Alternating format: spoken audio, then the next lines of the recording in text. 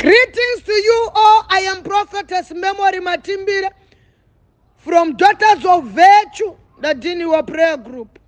Shandorino tinemusoro wa shoko wandati ndofara sei Jerusalema yakawondomoka. Munogarika sei mumba Jerusalema yakawondomoka. Rino medzeka sei sadza iya Jerusalema yakamira zvayakaita kudai. Ndiri kudana mai vanoti prophet. Apagarike pachitandara, apagarike pamumvuri. Ndiri kuda mai vanoti prophet. Ahimedzeke mvura, ahimedzeke freeze. Situation yakamira yakadaiso. Ndiri kudana mai vachapfeka face yakuti mamba akakutarira anobvunza kuti kwawapunya ire. Ndiri kuda face yakuti danga rinokushanyira kuzokubvunza kuti kwakanaka here kwawabva. Andiziva mai vanoti prophet kana iri yamangwana pagomo hapana chinosekesa, hapana chinovaraidza. Kana situation yemba mangu yakadai hapana chinoita kuti ndinyename. Kana condition yemumarriage yangu yakadai hapana chinoita kuti nditandavara.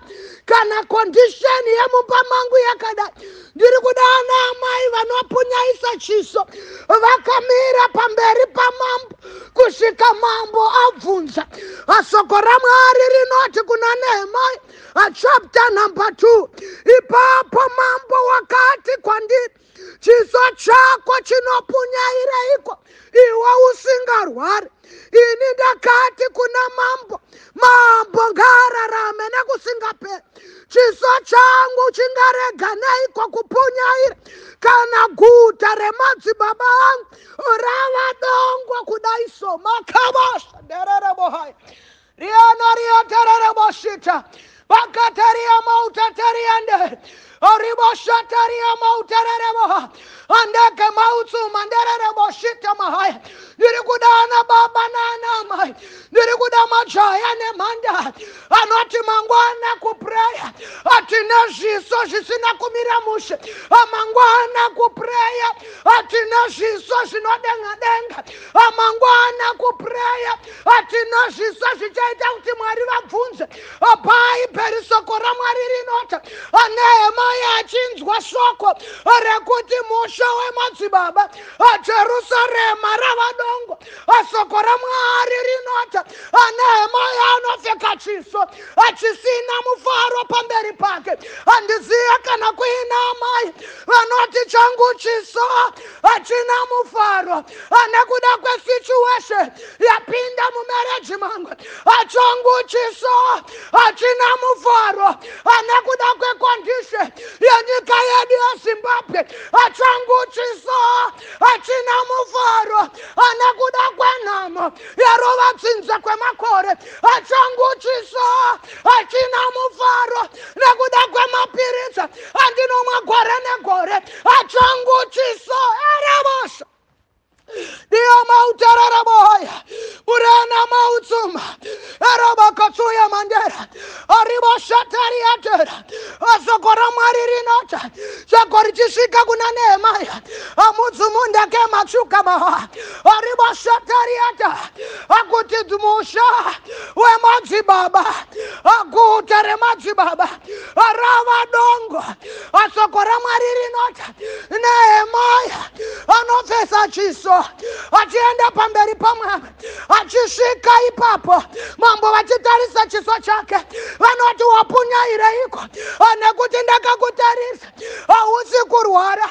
Iye anopindura anoti mambo raramai nekusingaperi ndamagona kuona chiso changu mangwananano raramai nekusingaperi ndamagona kuona kupunyaira kwemoyo raramai nekusingaperi ndamagona kuona kupunyaira kwepfungwa.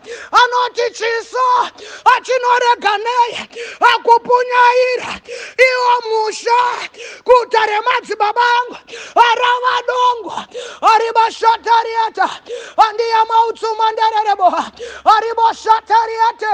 Ukaverenga bhuku unonzwa soko raMwari richiti zvino mambo anobvunza Nehemia anoti zvaita sei, andokuitirei? Nehemia anoti anditenderei ndidzokera Jerusalem, andinovaka guta, anditenderei ndidzokere kumatongo, andinogadzirisa zvinhu. Ameno mudzimai anoti Mwari masikati ano munzvimbo yemweya anditenderei ndidzokere kwandakabva, ndinogadzirisa dzinza. Masikati ano mupreya anditenderei ndidzokere kuvana vamai vangu, ndinogadzirisa zvinhu. Anditenderei ndidzokere kukambani yangu munzvimbo yemweya, ndinogadzirisa zvinhu. Pane zvakaondomoka, marriage yaondomoka, education yaondomoka, business raondomoka, vana vaondomoka, utano hwaondomoka. Nditenderei erababababahaya murena riate ariboshata mauta. Ameno zhandiri kunzwa andiya matsumakata vana baba nanamai misha yava matongo nekuda kwehuroyi. Vana baba nanamai misha yava matongo nekuda kwezvikombo. Vana baba nanamai misha yava matongo nekuda kwevakaromba. Vana baba nanamai mamereji aparara nekuda kwesatanism. Ndiri kudaana Nehemia vanoshumuka sondorino. Ndiri kudaana Nehemia anoti prophetess asisi vakadzoka hanzvadzi ikaramba ariboshata mahaya. Ini ndokadzoka tese tiri pamusha, musha wavadongo erabashita mauta. Andiziva anoti prophetess aribosheteriata andiyakatuya mauta. Mwana wekutanga akafa, wechipiri akafa, wechitatu ari kurwara, musha wavadongo.